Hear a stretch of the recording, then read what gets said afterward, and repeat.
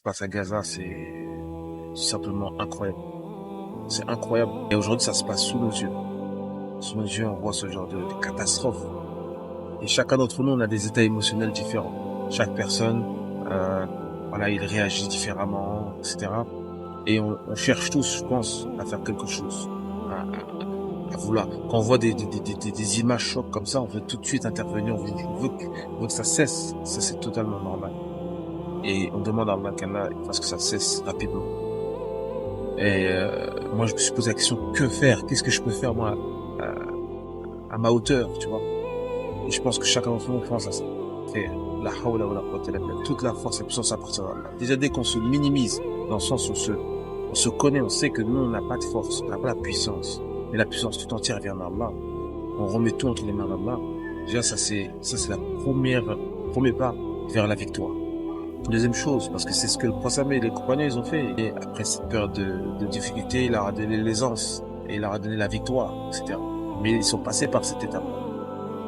Et qu'est-ce qu'ils ont fait? En fait, tout simplement, l'histoire se répète. Il n'y a pas besoin de chercher midi à 14 heures. Si tu veux avoir la réponse, elle est dans l'histoire. L'histoire, elle est dans les livres d'histoire. Elle est dans le Coran. Parce que c'est pas un livre d'histoire, le Coran, mais Allah, il nous relate des histoires. Et ce qui se passe aujourd'hui, ça s'est déjà passé. Et c'est simplement que les gens, ils ne lisent plus, ils ne comprennent plus. C'est déjà passé. Wallah, c'est déjà passé exactement la même chose. Avec qui? Avec les Banu Israël. Et là, on va rentrer dans l'histoire. Les Banu Israël, à l'époque, ils étaient le peuple le plus aimé, hein, parce que c'était les seuls croyants monothéistes sur la surface de la terre. Ils adoraient seuls Allah. À part eux, tous les gens, c'était des mouchriks. Ils adoraient autre chose qu'Allah. Donc, ils étaient le peuple élu, entre guillemets. Ils étaient ceux qui recevaient les prophètes, la révélation, etc. Donc, c'était les plus aimés auprès d'Allah. Et ils se sont éloignés des enseignements jusqu'à même désobéir à leurs prophètes, jusqu'à même les tuer.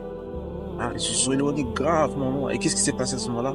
Allah leur a fait descendre les calamités, les catastrophes, les malheurs. Jusqu'à ce que Pharaon, il a tué plus de 600 000 enfants. Ça nous parle quand on entend à Pharaon, il a tué des enfants. Vous voyez? Donc l'histoire se répète. C'est ce qui se passe aujourd'hui, actuellement, sous nos yeux. Donc c'est pour ça que si on veut du résultat, on a juste à lire les textes. Qu'est-ce qu'il faut faire? Qu'est-ce qu'on peut faire et qu'est-ce qui a changé, du moins, l'histoire? Qu'est-ce qui a changé cette situation des Juifs, à l'époque, persécutés, etc., qui étaient les élus, le peuple élu, entre guillemets? Qu'est-ce qui a changé leur état? Qu'est-ce qui a fait qu'ils sont sortis de cet esclavage, hein? Quand Moussa, alayhi salam, est venu les délivrer, tout simplement, c'est qu'ils sont revenus à Allah. Dès qu'ils sont revenus à Allah, Allah leur a donné la victoire. Et ça, c'est la sunna d'Allah. Chaque fois qu'on va revenir à Allah, à chaque fois, il va améliorer notre situation. Il va nous redonner ce qu'on a perdu. Le prophète sallallahu alayhi wa sallam, il était à la Mecque. Il a quitté Makkah en pleurant, hein, seul avec son compagnon.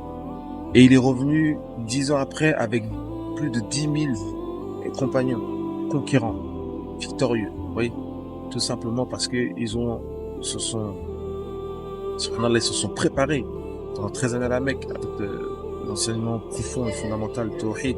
Et ensuite, qu'est-ce qu'ils ont fait? Ils ont appliqué tous les enseignements du Coran. Ils se sont mis à se soumettre. Et Allah, qu'est-ce qu'il leur a fait? Il leur a redonné Makkah. Il leur a redonné l'endroit le plus saint et le plus sacré de la terre. Et donc, si on veut vraiment récupérer ce qu'on a perdu, si on veut vraiment que tout ça cesse, il faut déjà qu'on se pose la question.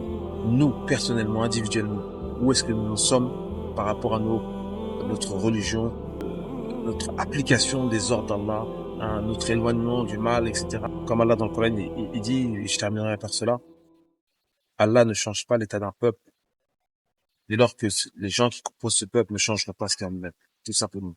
C'est-à-dire, si on veut que notre état change, changeons ce qu'il y a en nous-mêmes. Qu'Allah nous guide.